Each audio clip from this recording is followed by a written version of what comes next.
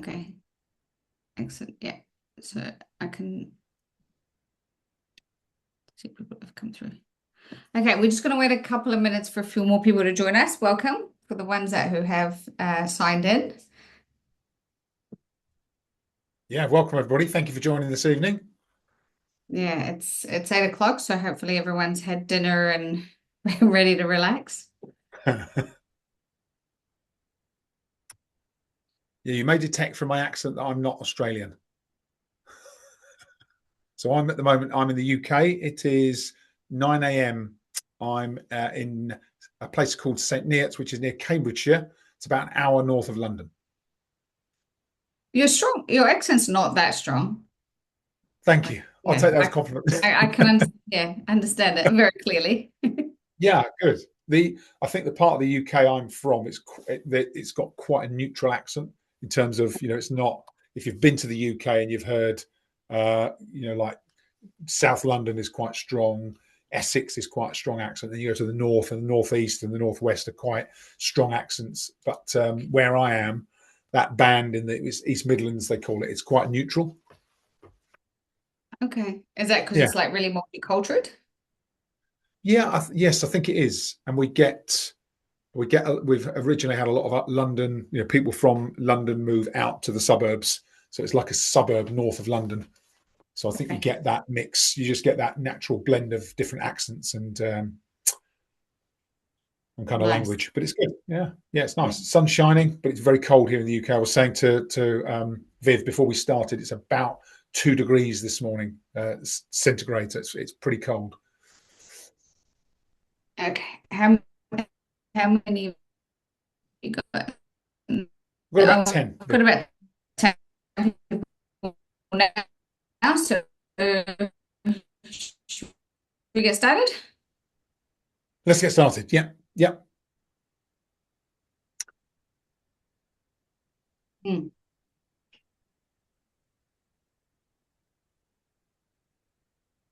Get started? Okay, you're just glitching out, so I'm not sure what's happening because it was working fine before. Yeah, I think it might be your end, Viv. I think your signal might be a bit sporadic.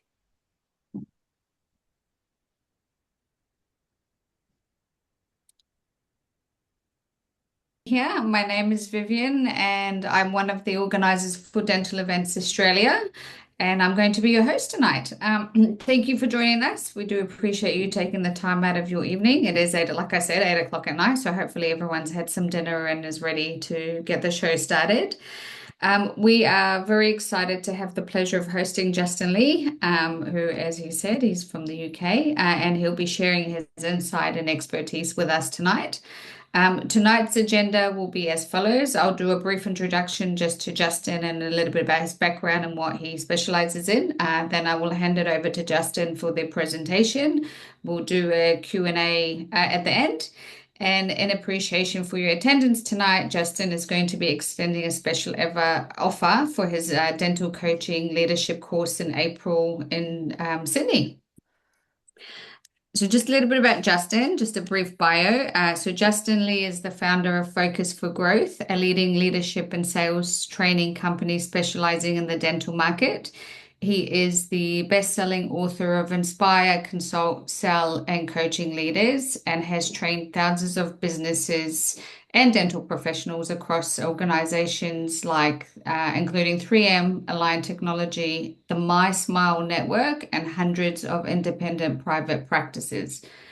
Justin is the British Dental Association preferred sales and leadership trainer and a regular speaker for major organizations such as BDA, BACD, FMC dentistry events, and the Institute of Professional Sales, the Institute of Directors, and many, many more. He works with some of the fastest growing businesses, both inside and outside of dentistry, helping leaders build stronger teams, accelerate growth, and raise performance standards. Justin is also the co-host of the podcast Dentistry on Purpose with Mark Topley. Did I pronounce that correctly? Yep, Sorry. you did. Yeah, you did. Where they interview market leaders and leadership, purpose for professional development and sustainable growth. His mission is simple: to help leaders build high-performing teams that drive exceptional results while freeing the leaders' time through clarity, capability, and coaching. So, welcome, Justin. Brilliant. Thank you very much, Viv, and thank you for the wonderful introduction. Sounded awesome, absolutely awesome. Thank you. I'll make a start if that's okay, Viv. Yeah, go for it. I'll go on mute. So if you need me, I'll be here. Thank you. Excellent. So huge thanks, as Viv says, to all of you for joining this evening and investing an hour of your time with us as a group. I'm going to talk this evening. Let me just get my slides. I've got some slides to walk through as part of tonight's session. And we're going to talk this evening. You'll have seen this in the introduction to the session as you registered and booked. We're going to talk about how to unlock growth potential in your practice. And in particular, we're going to be looking at how to do that in a way that is led by coaching. And coaching in particular, because it's such a strong leadership style and it's such a proven method to be able to not only improve and grow your practice or business, but also to free up your time as a leader. And they're the two things that very often we think that they sound like they're in conflict. How can you grow your practice more effectively and be able to step back and free up your time? It does seem like a bit of a misnomer, but we'll cover why and how that works in tonight's session. So that's the idea of this evening. I really like the idea in sessions like this of creating thinking space. And this evening for you, I hope you get a chance just to stop, kind of almost get off the treadmill, because very often in our businesses and in our practices, we're so busy, there's so much going on at any point in time, that opportunity to step off and get some clear thinking time is really rare. So this evening, my intention for you this evening is to give you that thinking space, share some ideas with you that get you to start to think differently. And this will be a precursor. If you want to explore further, then we have a course coming up in April, which I'll talk to you about at the end. A couple of other things before we get started. So one is that there is a chat box here in the chat this evening. I'm just going to put a quick message in there to let you know this is just say hi. This is the chat. And as we go through the session this evening, if there's anything that comes to your mind, if there's a question or a comment, or if there's something that kind of doesn't add up, or you think, I'm not sure where that fits for me in my role in practice, then just drop it into the chat. And at the end, we've got 10 to 15 minutes at the end where we'll just look at those questions, look at the comments, and we can circle back on any of the content. Just make sure that you get some of the kind of practical ideas that you're looking for from tonight's session. So that's the idea this evening. And if anybody has, so just drop it into the chat if you have any questions. Just to let you know, the chat's disabled. Julie, thanks so much for saying that. Right, okay. Let me see. Is there a way? Let me just see if there's a way to change that. So is there anything else, Julie? There's not any other box where you can put anything in it? There's sometimes a Q&A, but I can't find a Q&A box either.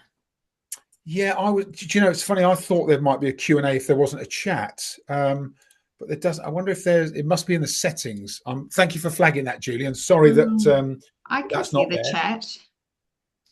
You can see it, can you, Viv? I can see the chat. You might be able to because you're a host. So no, I've given host server. Okay, let me see if I can figure it out. Yeah, if you could, I'll see if I can figure it out.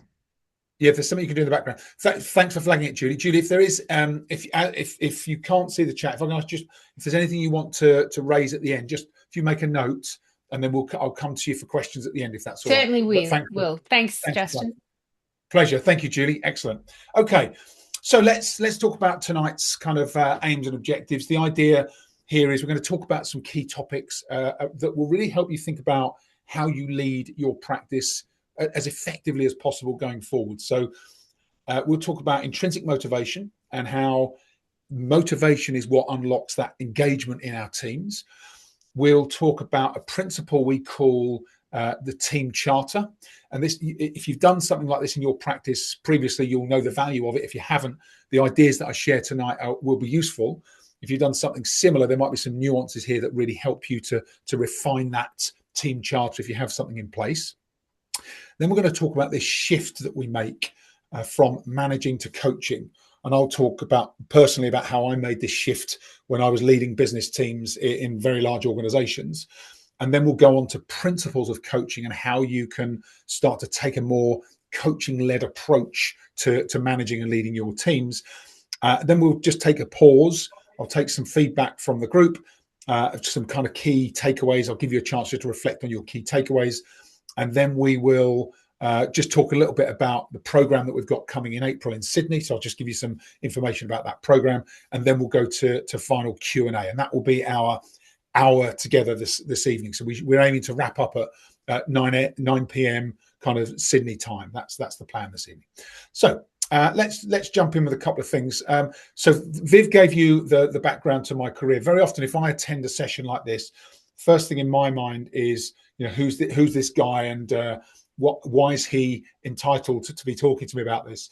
I'll just give you a quick history. So I started out in dentistry back in 1989, and it wasn't as a dentist, it was as a dental technician. So I had 4 years in a laboratory that was part of a practice. I spent actually five years in the lab. I qualified as a dental technician, and then realized because it was a laboratory environment, it wasn't something I was going to do long term. So I then went into sales, and I didn't realize how useful that was going to be. I went into sales in dentistry, and it was because I had been a technician. I knew a lot of the kind of technical aspects of dentistry, and because I've been in practice, I knew a lot of the clinical aspects as well. And so then I started in sales. I worked for a couple of companies, and then I found myself by 1999, I ended up at 3M. And that was when I kind of had this opportunity not only to really think about development and put in place more structure around how I could perform it, not only in sales, but I became a sales manager. And then my first foray into sales management was quite difficult because I wasn't given any training in how to manage and lead teams. I've been okay as a salesperson, and the move to management was quite difficult. I had a couple of very difficult years. And then it wasn't until I was about 2 years in that I was working for a manager, change of manager, and he enrolled me on a coaching program. And I learned how to coach my teams. And it was like someone flicked a switch, and the change in my ability to lead, create clarity, not get drawn into the details, not feel like I had to have all the answers for everything or to everything for my team. It really was so different. And I had a number of experiences throughout my career. Then I went on to lead large businesses for 3M. I ended up as their general sales and marketing manager for very large business, about 50 million pounds worth of revenue, UK sterling, and about 65 people in the team. Very big business, lots of stress. Enjoyed it at the time, but it helped me to recognize what it takes to run a successful business. And then in 2018, I had enough of the corporate world, left 3M, retrained myself as an executive coach, and then started working with my own clients. And from there, kind of realized the value of that corporate learning and the development that I'd had. And then started to work with my own clients, built out not only one-to-one executive coaching, but started to build out programs.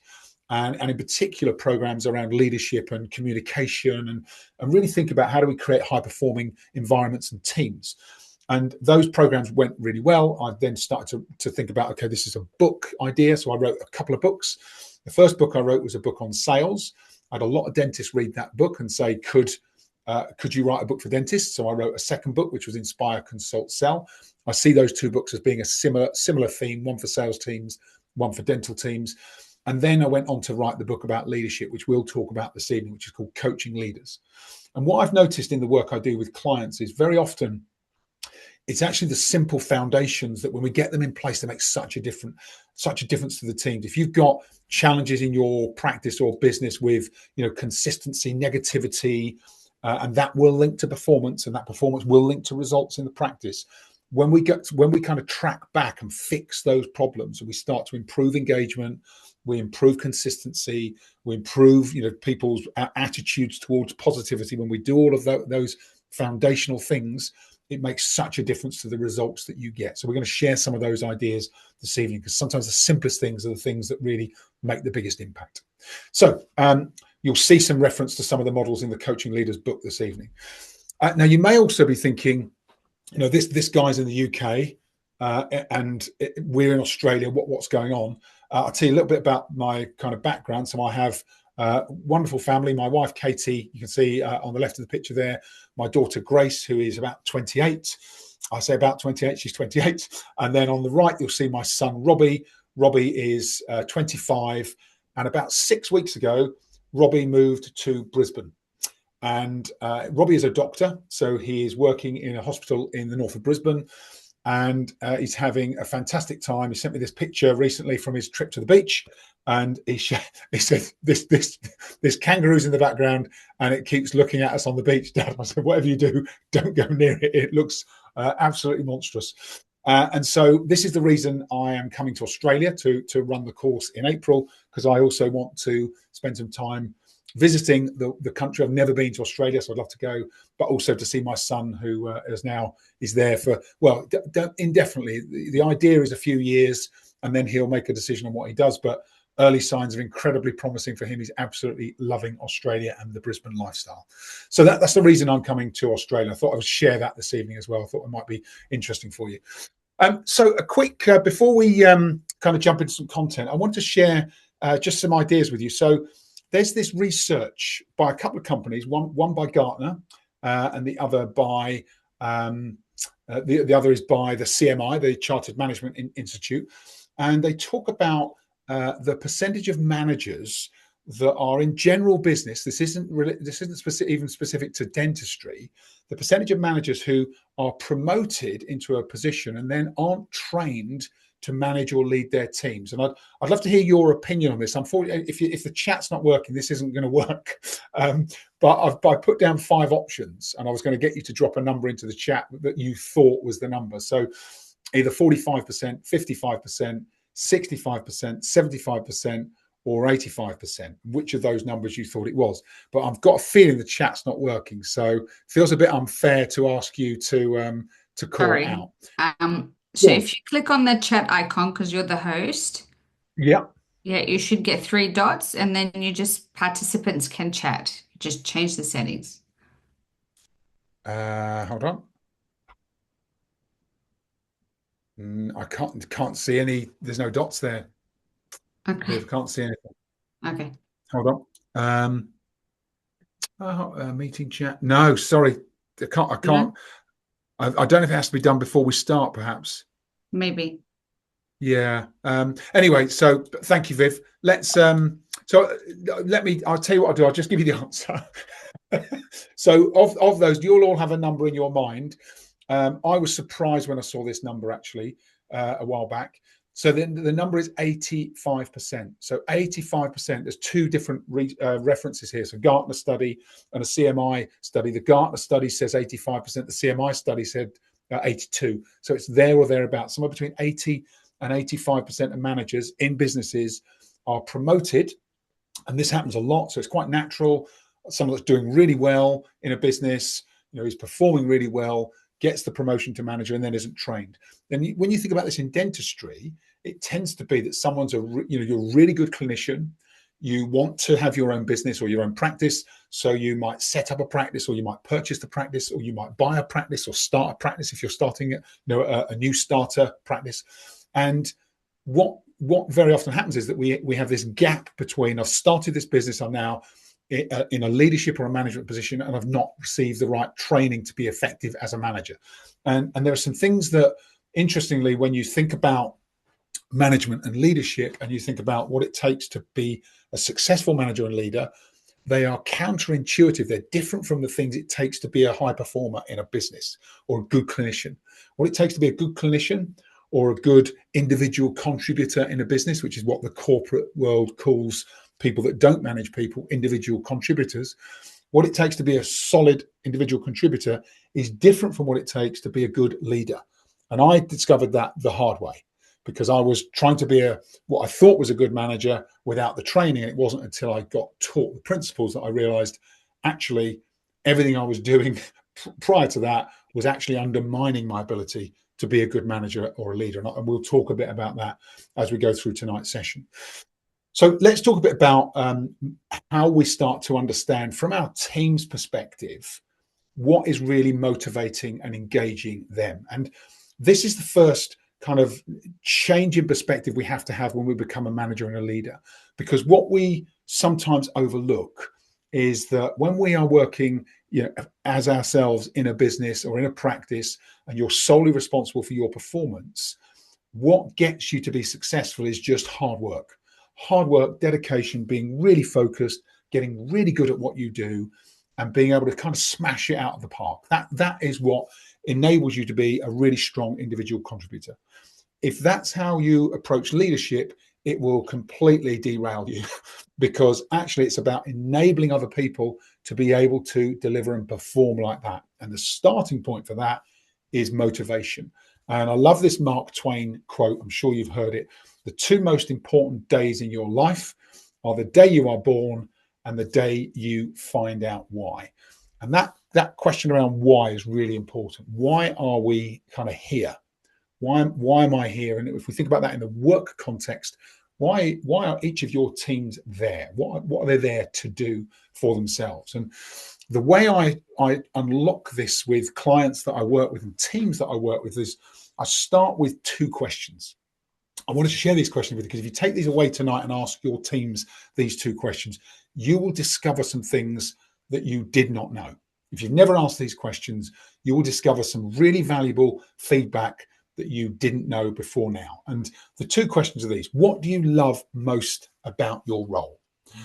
And the reason we ask that question is because in every role, in every line of work that we do, dentistry or outside of dentistry, there'll be things you love to do where when you're doing them, time just disappears and you're like, where's that last hour gone, right? And there'll be things that absolutely drain the life out of you where you're only at it 5 minutes and it feels like you've been at it all day, right?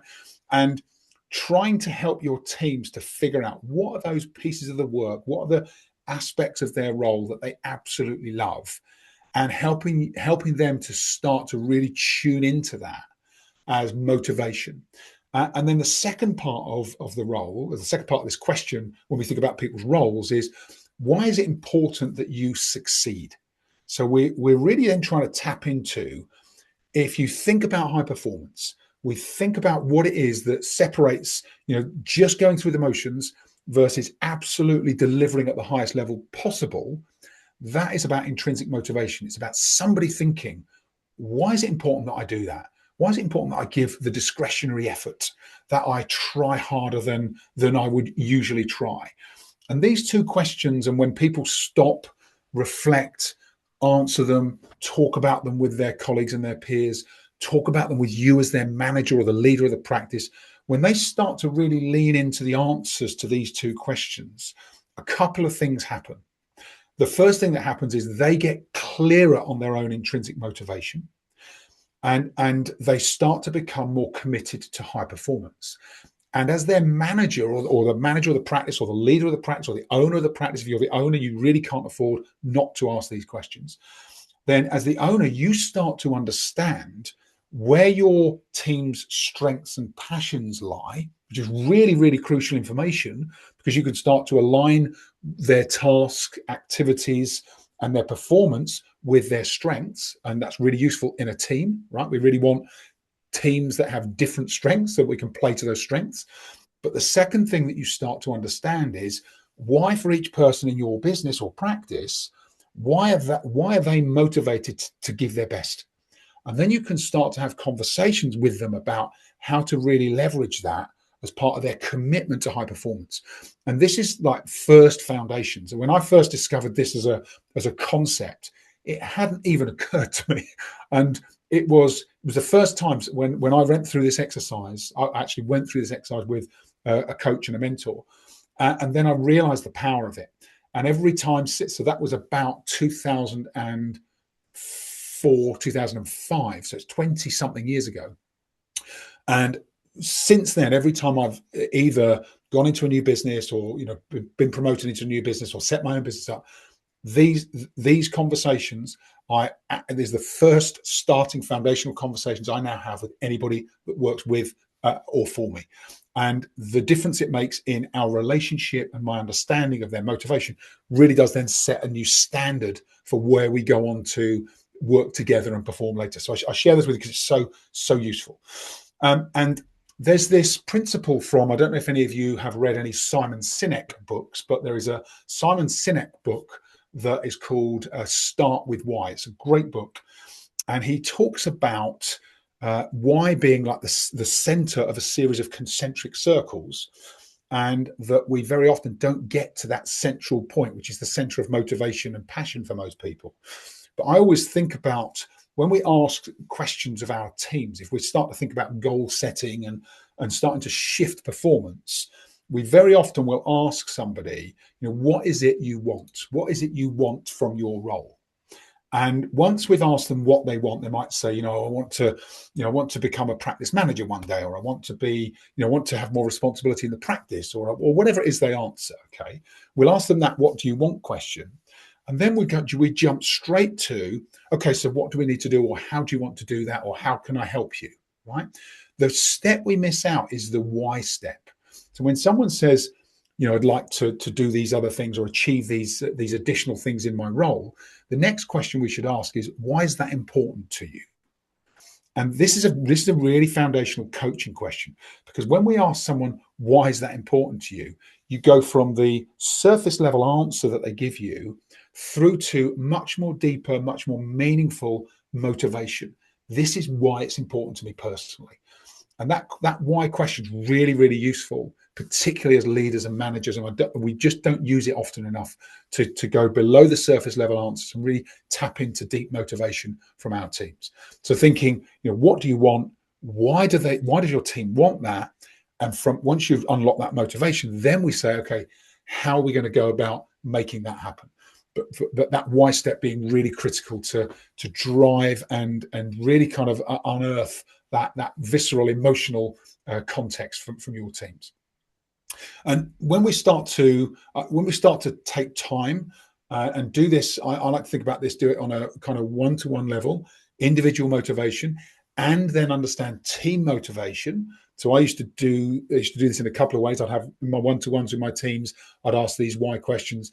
Then at a team level, regularly, we would share that as a team, so that you start to understand each other's motivations. And actually that can be really powerful as part of building a team dynamic, because once you understand that someone else is motivated by something specific, you and they can all start to support each other in that collective motivation as a business team. And of course, we won't talk a lot about values today, but we will touch on team charter, which kind of is similar to values. But then the values start to give you standards and ways in which the team agree how you will operate together. And that becomes really powerful, not only for motivation, but also for behavior and performance. And sometimes we get the foundations in place and everything else then is built on really solid foundations, which is kind of what we're trying to unpack tonight. So there's this exercise I call the team charter exercise. So once you have some idea of your individual team's motivations, individual people's motivations, and you've started to have this conversation as a team about shared motivations, then there's this exercise that I've run that's really, really useful. I just want to talk you through it. This is something we will, in the April workshop, we'll actually go through this as an example as well. But I wanted to share it with you because it's such a powerful exercise. Whether you join us or not in April, it's something you can take away. So this is the instructions for the exercise. So everyone takes a Post-it notepad. You dish those out to your team in a team meeting. They are going to write down the answers to the questions that are going to come up on the next slide. So that's coming next. And what we instruct people to do is to answer one answer per note page on the Post-it note. And they're going to continue answering those questions until they kind of dry up. They haven't got any more answers to give. That, in my experience, that takes between 5 and 10 minutes, depending on the team. Okay, so 5 to 10 minute exercise. And then once everybody's exhausted their ideas, we're going to take all of those Post-it notes. We're going to stick them either on a flip chart or a wall. And we'll put all the information, all the answers up on the wall. Once we've got everything up on the wall, we then start to cluster the answers into groups that are the same kind of answer. Okay. And then once you've got all of the different clusters together and you've talked to everybody, we've got this term, it might be trust. Someone else has put, relationships. Do relationships and trust go together? Someone else might have put integrity. Okay, so integrity linked to trust. And you cluster all of those answers together. And once you've got all the answers together and you've agreed on a heading for each of those different clusters, then we write them up as a team charter or team contract, and we share that then at specific times. So at every team meeting, you put it up maybe in the staff area, in your practice, and everyone agrees that it's the commitment they make to each other in terms of how they work together going forward. And it's a really powerful exercise. So that's the instructions. Here are the, and I want to share the questions with you. So here are the questions that could be part of that team charter exercise. And you'll see there's lots of interesting questions here. How do I want our team to interact with each other? What are my expectations of other team members? And what can the team expect from me? How do I want to be treated? How will I commit to treating other people? How do I want to feel during and after meetings when we're together as a team? How should we work together? What type of support should we offer each other? What standards will we raise our performance to meet? What will we aspire to achieve? And then describe your perfect working relationship. So these are ideas questions. And what I've found is you'll notice that a lot of these questions are kind of commitment type questions. What do I want from someone else? What am I prepared to commit to? As well as expect that from someone else. And that combination is really powerful, because what you'll surface when people answer these questions, you'll surface not only motivation, but you'll surface some tangible ideas and actions that people want to take to improve the culture of the practice. And once this happens, once you get answers to these questions, you go through that chartering exercise, you group the answers, you get it written up. What happens is you end up with a document that looks something like this. And this is the very first team contract or team charter exercise I ever ran. This was with a team I was taking over. So I was a new manager. And this was after I had some trainings. This was my second management role. So I was taking over a business team. And we went through early on. I was in the business about a month and a half. I'd had my one-to-ones with everybody, understood their motivation, had some coaching conversations, and I thought, right, the next step is team charter exercise. So I ran that exercise, and this is what came out. So we had this, we had lots of interesting ideas, but people said, with the business, it was a tough business I was taking over. It feels like we don't have a lot of fun. I'd like to get back to having some fun in the business, right? It sounds simple. Sounds really simple, but they'd lost sight of actually work could be and should be fun. I want to feel energized when we're together. I want people to be helpful. I want us to be interactive. I want to feel motivated after we have meetings together. I want us all to be highly productive.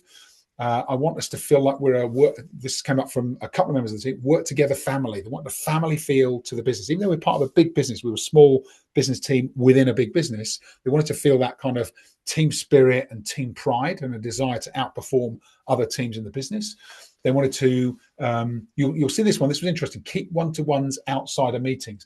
I hadn't actually experienced it at that stage, but what I later learned in that business was that there would be team meetings and there'd be a few people just peel off and have little one-to-one conversations in a team meeting.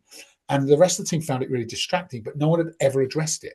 This was a business that had been going for a long time. So this was a kind of cultural thing that had just become the norm. And as soon as we put this team charter in place, it allowed me as a manager to be able to address that particular issue. Every time it came up, I'd say, hold on, guys, we're in one meeting. Let's make sure we have one voice in the room. Let's make sure everyone's paying attention as per our team charter. And everybody aligned because they'd signed up to it as part of the team charter exercise. It was really, really valuable. And there's small things like that seem like small things, but actually quite big things when you see them repeat week in, week out, month in, month out in a business. And as soon as you correct it, actually it really helps with the culture. And then they wanted to talk about sharing successes. They wanted to feel as if we could give each other constructive feedback, to be able to challenge each other and learn from each other and not take that personally, which was really important. Then we had this encouragement for each other, encouraging each other in the day-to-day business. And we talked about what that looked like. And then supporting each other, working in an environment where it's okay to make mistakes. If you make a mistake, nobody's going to, you're not going to get castrated for it. Actually, you're going to get some advice and you'll learn from it. Now, we had a caveat to that, which was don't keep making the same mistake over and over again and expect that to be okay. That's not okay. But actually, don't be afraid. If you've got an idea, if you want to try something, you can try it without fear of recrimination or any backlash. And that was really useful. And then that support for each other was both emotional, and it was giving people business guidance. Sometimes people don't know what they don't know. We want to be able to support them to learn and develop and grow. So that was an example of our team contract. And the way I've just talked it through with you was the way that I used to talk it through at every one of our team meetings. So just remind people, this is the team contract or the charter that we've all signed up to. And I just talk about it. I'd ask people for their ideas. John, it was you that talked about the work together family. Remind us what that was meant to be. And John would say, yeah, I want this family feel. I want the team spirit. And that kind of socializing of the idea and bringing it back was really valuable in making this a key part of how we work together. And when you get, so we've covered a couple of key themes now. When you get clear on people's intrinsic motivations, you get clear on what it is they're trying to do to drive personal success for them, then we pull the team collectively together and we have this foundational idea around team charter and expectations. Just those two first foundations, hugely impactful in a practice, in a busy practice. Taking time to go back to reset those foundations can be really, really positive. So that's kind of that's the foundation, couple of foundations.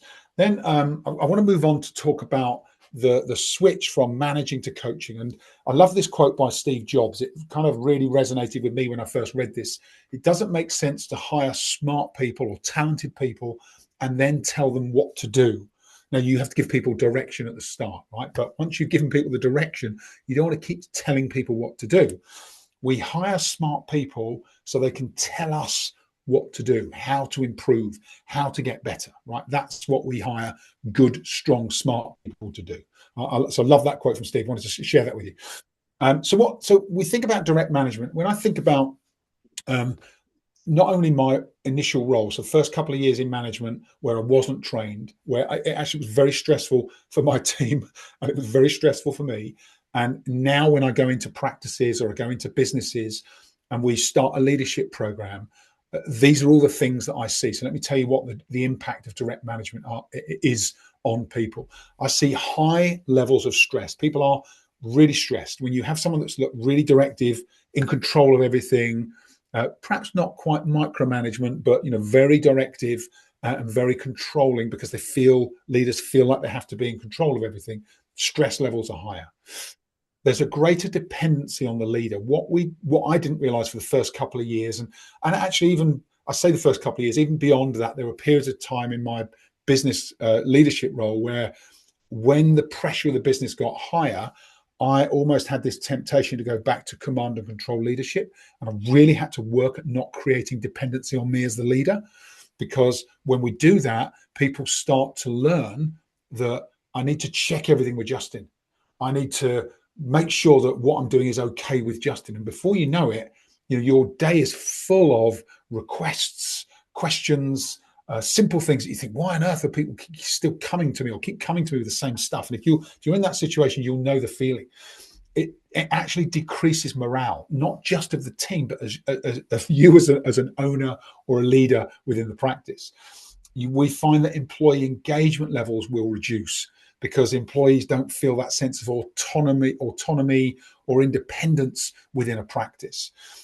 We find that performance starts to reduce because people just get a bit frustrated, or they get a bit tired, or they get a bit overwhelmed because they're like, well, it's not my job. I don't know. I can't make a decision. And you start to see some issues with performance creep and slip in.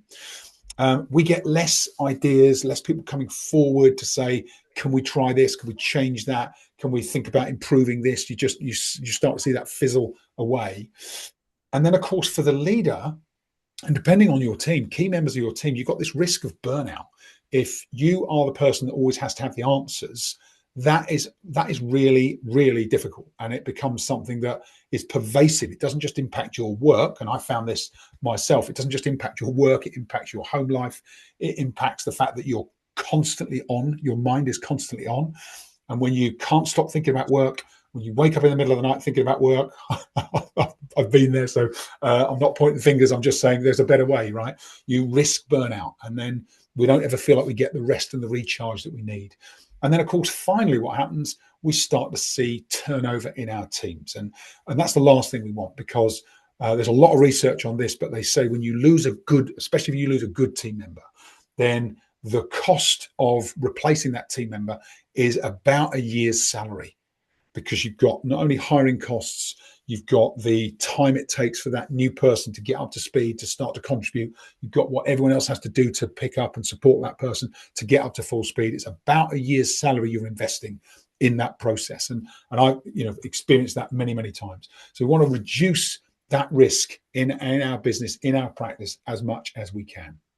And I like to think about, whenever you're managing a team, I learned this principle many years ago. They call it the performance bell curve. I'm sure you may have heard of it, but I always like to think about the performance bell curve. What it says is that in a team, within a business team, the kind of distribution of performance of that team is going to be somewhere around the average distribution curve. What that means is that you'll have about 68 to 70% of people who will do what they need to do. They meet expectations. They don't do more than they're supposed to do. They don't do less than they're supposed to do. They do what you would expect of them. Okay, meets expectations. Let's go to the top end first. At the top end, you're going to have about 14% of people that will exceed your expectations.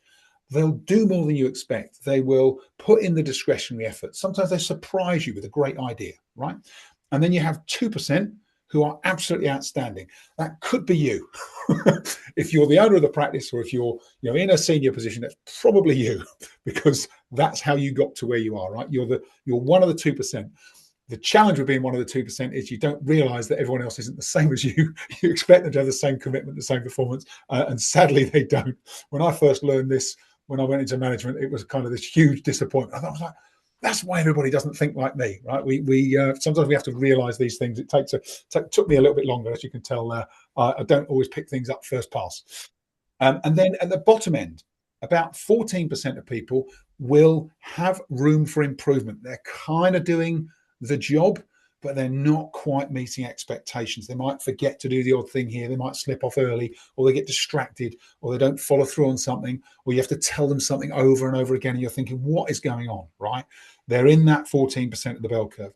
And then you've got the final 2%, depending on the size of your team, you can do the maths on this, whose performance is just unacceptable.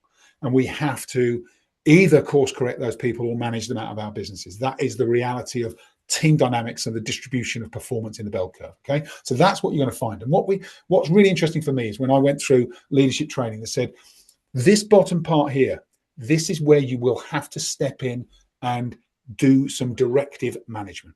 Okay, you'll have to have some direct conversations. You'll have to be very clear on what these people need to do to improve, and that's a direct management approach. Okay, then we think about the rest of the curve.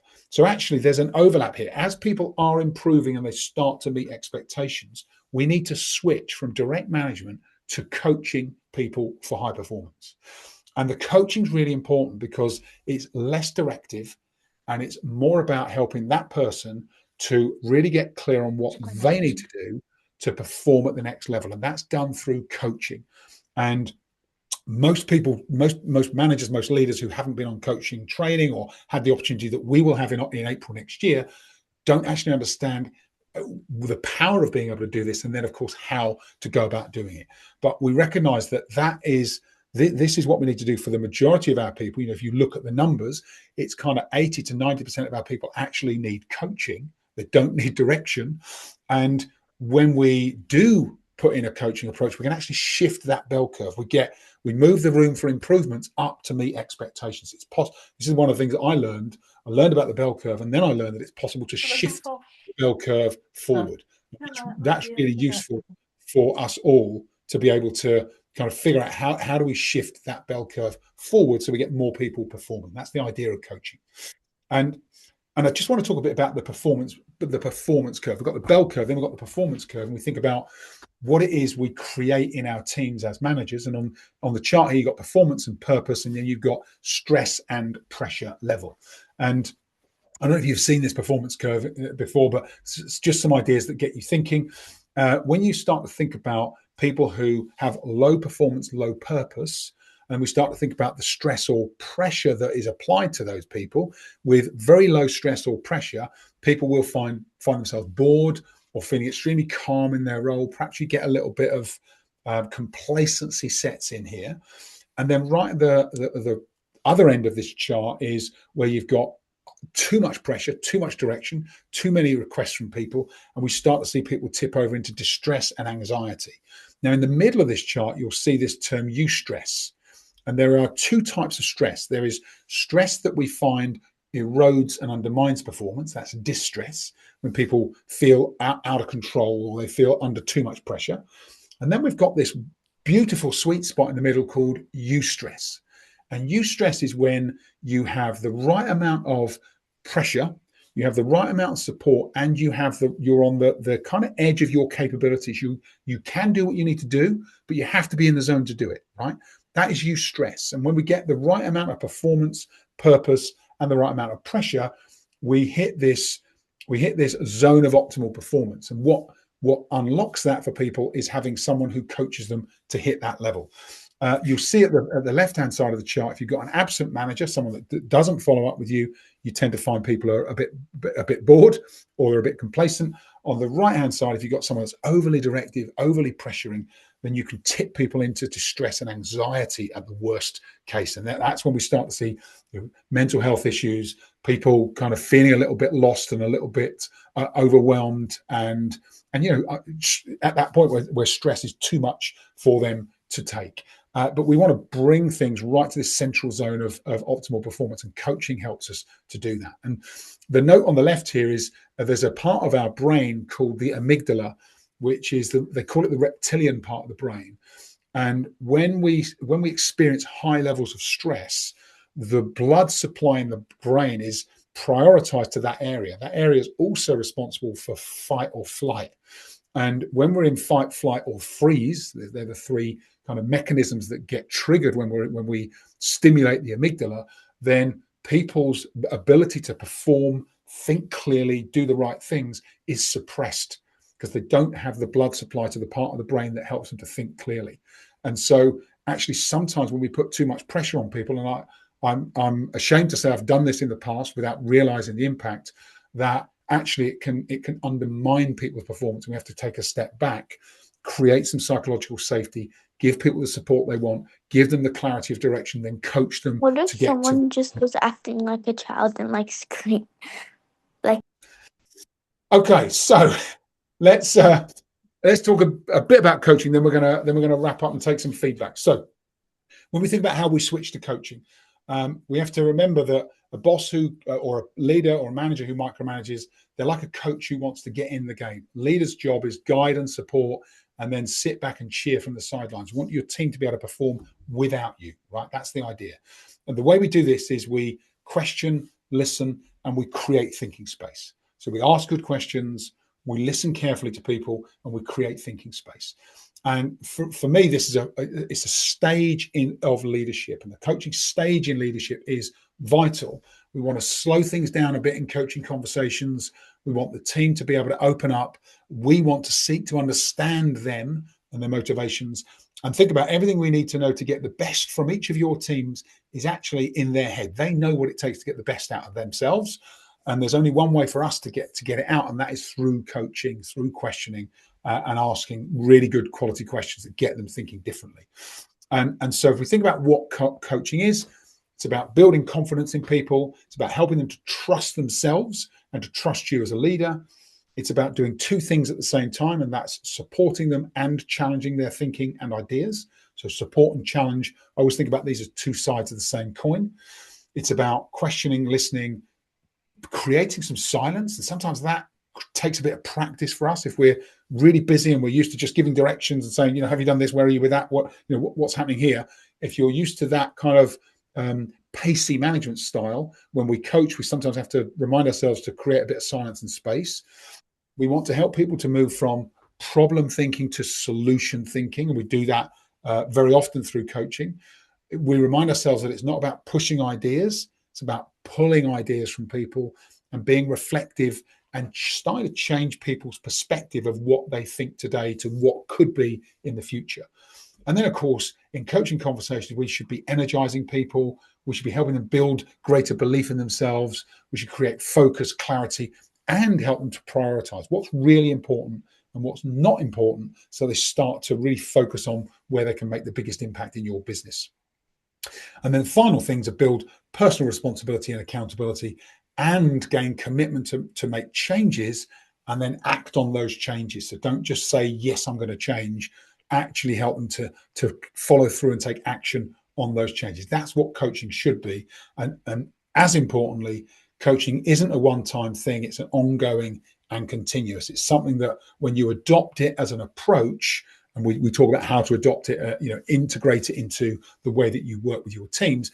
When it's ongoing and continuous, performance then accelerates within your teams. This is when you start to free up time, and the business will grow almost as a side effect of you coaching. It's remarkable how effective it is. And then we think about coaching for change. We have to park ourselves, park your input, particularly difficult when you know your business, when you're really good, you're a good operator, you're a good clinician. Parking yourself and parking your input can sometimes be difficult. It's really about emphasizing your team member and the capabilities and skills that lie within them. It's about having strong relationships and having trust between you and them. It's about slowing down, as we said.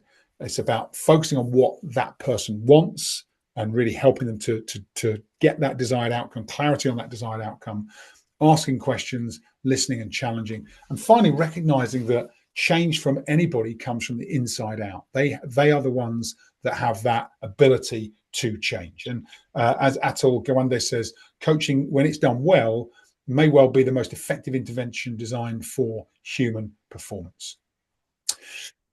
And I just want to share this Lao Tzu quote. A leader is best when people barely know he or she exists. When the work is done, your aim is fulfilled, they will say, we did it ourselves. That's absolutely, if you can get to that point, you have mastered kind of coaching and inspiring your team to perform.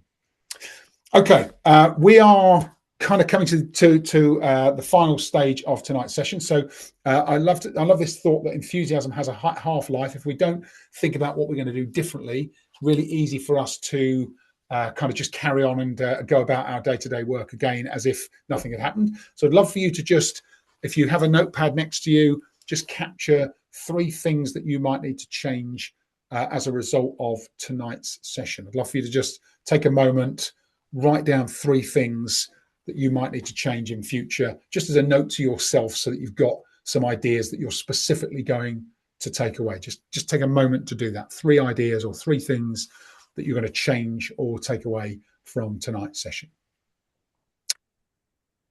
Give you a minute to do that. While you're thinking about that, I'd love to a couple of other things, and then we'll go to Q&A. So the first is we have a session coming up in April 2026. It's Friday the 17th of April and Saturday the 18th of April. We've got 2 days together, and it's a coaching leaders training program. We will cover leadership and communication. We'll cover all of the models from the best-selling book, the Coaching Leaders book. It'll be a community of dental practice principals, owners and managers. That's the idea. Exactly like the communities I run here in the UK, but we're going to be doing it in Sydney. We'll talk about leadership and practice growth. That's the focus. How do we grow the practice? How do we grow your impact within your teams and with your patients? But how do we do it and free up some time so that you don't feel like you're constantly having to be in control of everything within the practice? There'll be practical, actionable ideas. We will work through a process during those 2 days where we tailor them to you and your practice. So you get to say, okay, I get that principle. Here's what I need to do with it. And we'll coach you, and you will coach each other to be able to get to ideas that are tailored for you and your practice. We have lots of tools, resources, and this I've got a slide in a moment I'll share with you about how we support you beyond that workshop as well. As Viv said, there's a thank you for joining us this evening. There's a 10% discount for webinar attendees when you log in to register for the program. If you use the password or the discount code FOCUS10, So that's focus 10, all one word, no spaces. That will unlock 10% discount off the tickets for you. And if you want to bring members of your team, I found that's particularly if you've got a practice manager or you've got a partner in the practice or someone senior, bringing them along is really useful, because then there's 2 or 3 of you that are really helping to focus in on this idea of leadership and unlocking high performance. The link to the session is here. It's you can see there's a bit.ly link. There's also a QR code. So just scan that QR code with your phone and you'll be able to get access to the Eventbrite page. We will also send this out to you on email after tonight's session. So you'll get this as a follow-up from today. And then there are a couple of other resources. There's this Coaching Leaders Scorecard, which we use as part of the program. It's like a tool that allows you to just measure your leadership effectiveness. So anybody coming on the course, we invite you to take this scorecard ahead of the program. It's really useful. It gives you a personal development report and some ideas around how you can improve your leadership style and your leadership approach.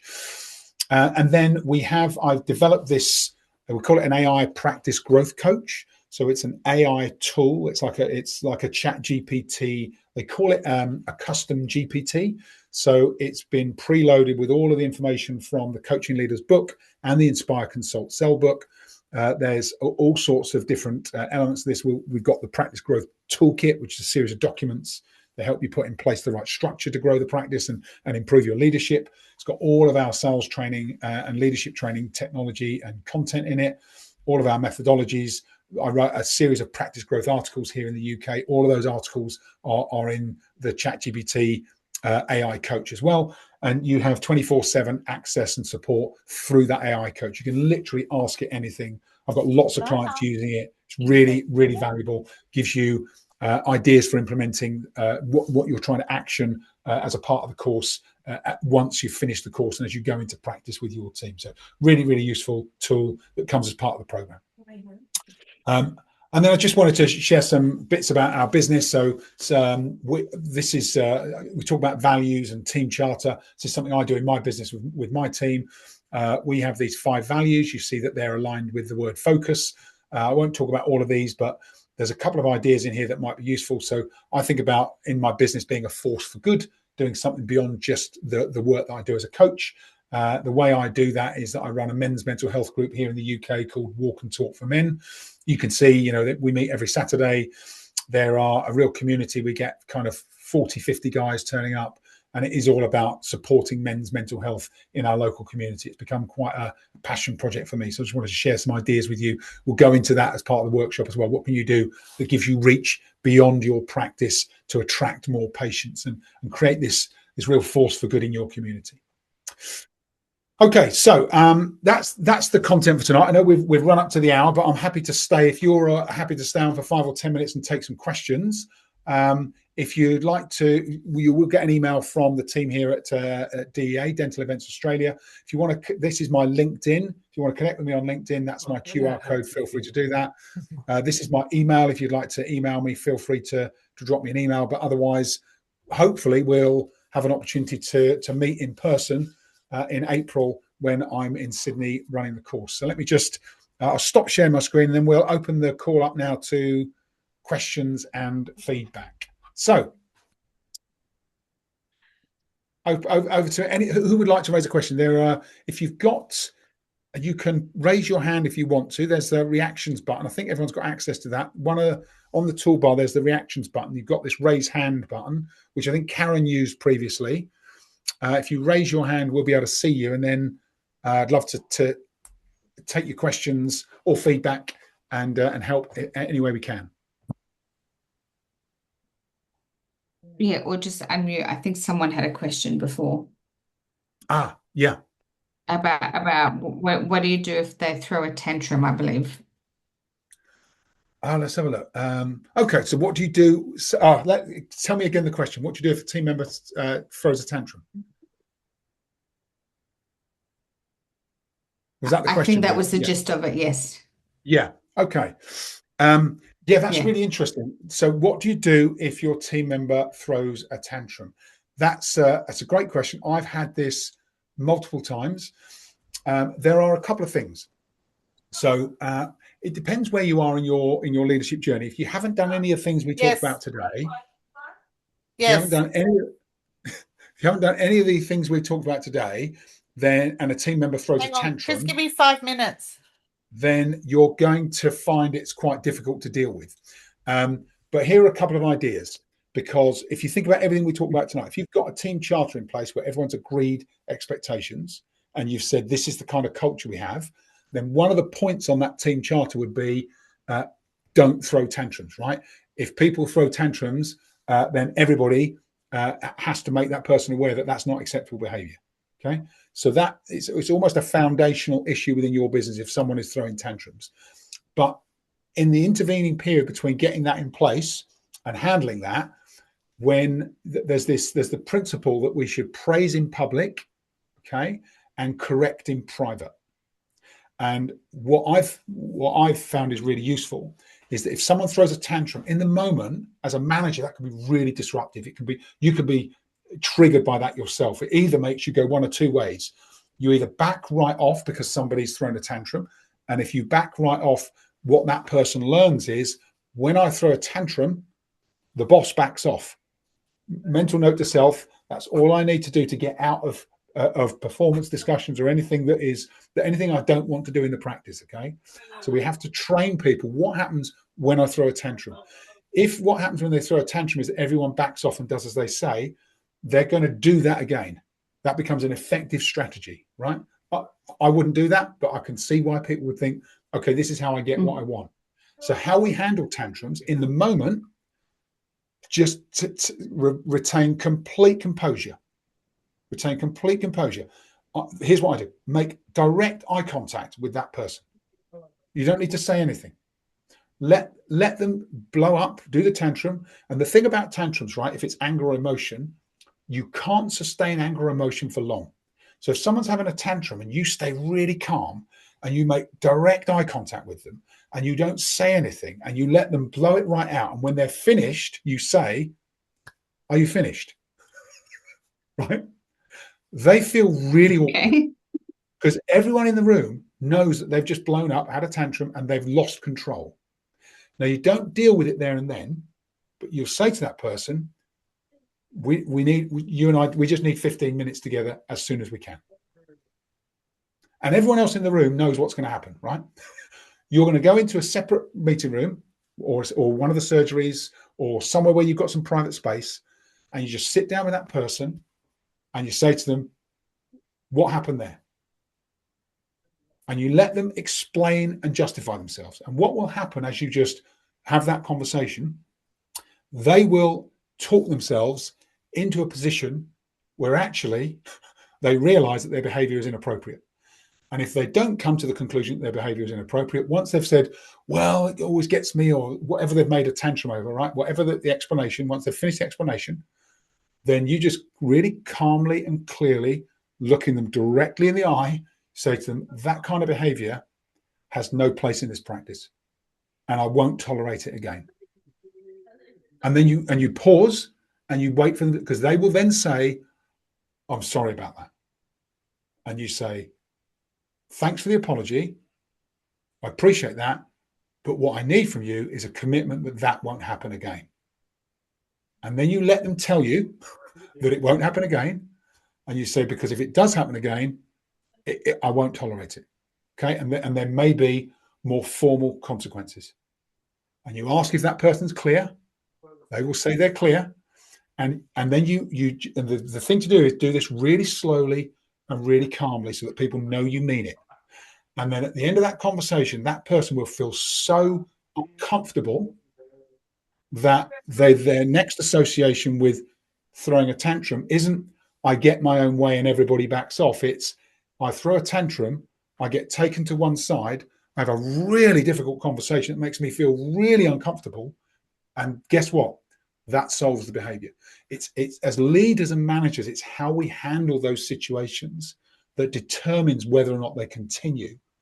And that's something that we can actually have. We have quite a high span of control over if we handle it the right way and people get the feedback that this is not acceptable versus this helps me to achieve something. So whoever asked that question, I hope that's given you a tangible, practical way to deal with that.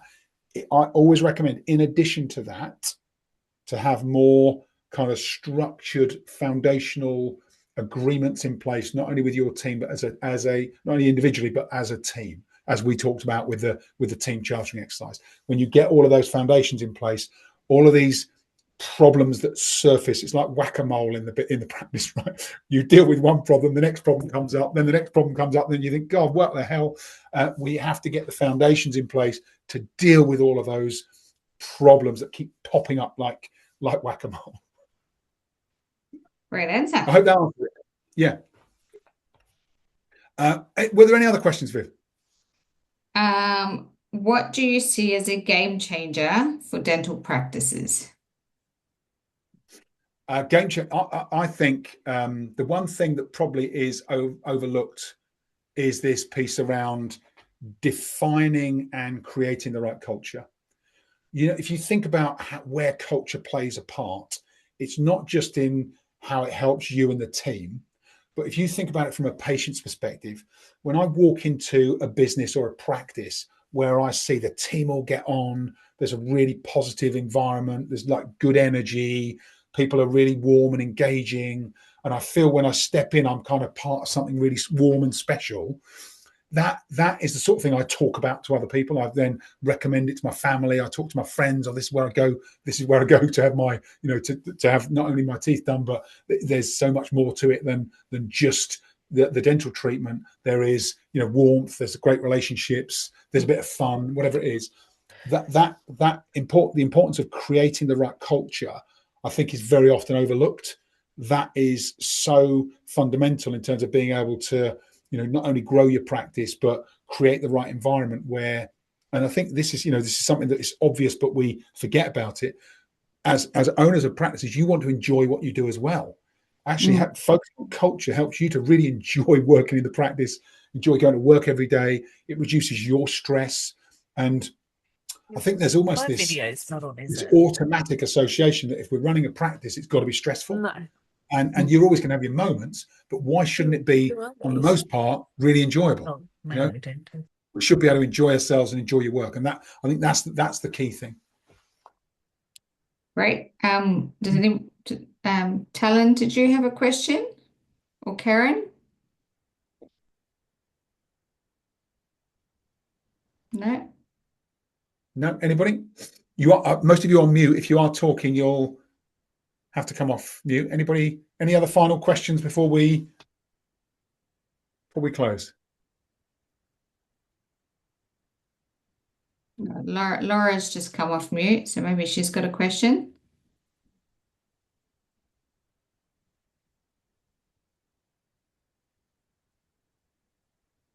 Hey, Laura, anything?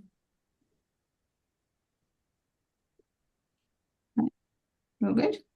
No. Yeah, no, okay. I really like the idea of the charter exercise. I think, thank you. We have things like that in place, but I think that would be a really good exercise to have at the next staff meeting. And you're always looking for ways to make the staff meeting more interactive.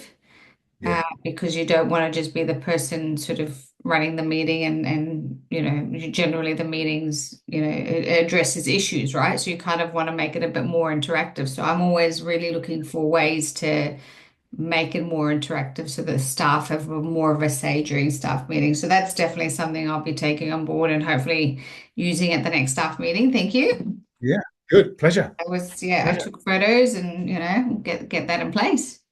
Yeah, thanks, Viv. Thank you. And you'll be surprised because I've had the same experience where you feel like if you're leading like a team meeting or a staff meeting, sometimes I can feel like you're the only voice.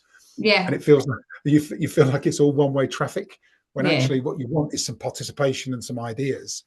And it's a really useful way to make that happen. Yeah, certainly, because it's a hard thing to do where you try and get different people to, have different things to say during staff meetings, but it's not always interactive. So I think that'd be a great way to make it very interactive.